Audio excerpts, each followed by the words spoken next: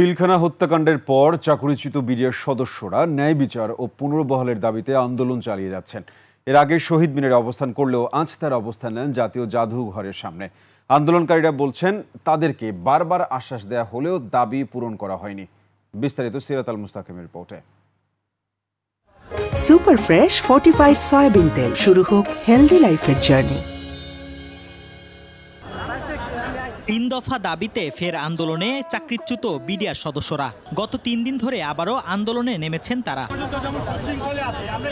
বাহিনীর নিরাপরাধ চাকরিচ্যুত সদস্যদের চাকরিতে পুনর্বহাল, কারাবন্দী বিডিআর সদস্যদের মুক্তিদান এবং স্বাধীন তদন্ত কমিশনের ২-এর উমধারা বাতিলের দাবিতে রাজপথে আছেন বলে জানান বিডিআরের চাকরিচ্যুত সদস্যরা। যদি আশানুরূপ ফল আমাদের কাছে বয়ে নিয়ে আসেন তাহলে আমরা রাজপথ ছেড়ে আমরা যার যার বাসায় চলে যাব। আমরা চাচ্ছি আমাদের অধিকার, আমাদের চাকরি ফিরে দেওয়া হোক, যারা জেল হাজত আছে তাদেরকে মুক্তি দেওয়া হোক এবং ধারা, এই ধারা কি এটা কি কোরআনের অক্ষর যে আল্লাহর বাণী বাতিল করা যাবে না?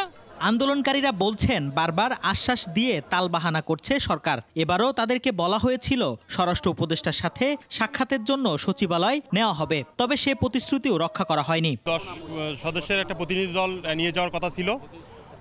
কিছুক্ষণ পরে ওখান থেকে ফোন আসে যে স্বরাষ্ট্র উপদেষ্টা আমাদের এই প্রতিনিধি দলের সাথে কথা বলার মতো সিচুয়েশনে নাই, যার ফলে আমাদের সাথে 3 দিন থেকে শুধু তালবাহানা চলতেছে। এরা তো 3-4 দিন হয়ে গেছে, অটোমেটিক চলে যাবে।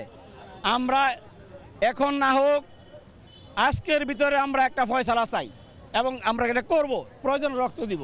তারা বলছেন এবার আর আশ্বাসে তারা আন্দোলন প্রত্যাহার করবে না। আশানুরূপ ফল না পেলে আরো কঠিন কর্মসূচি দেবে তারা। সোজা আঙ্গুলে না ঘি উঠলে আমরা আঙ্গুল বাঁকা করতে চেষ্টা করব। সিরাত আল মুস্তাকিম, 21 টেলিভিশন, ঢাকা।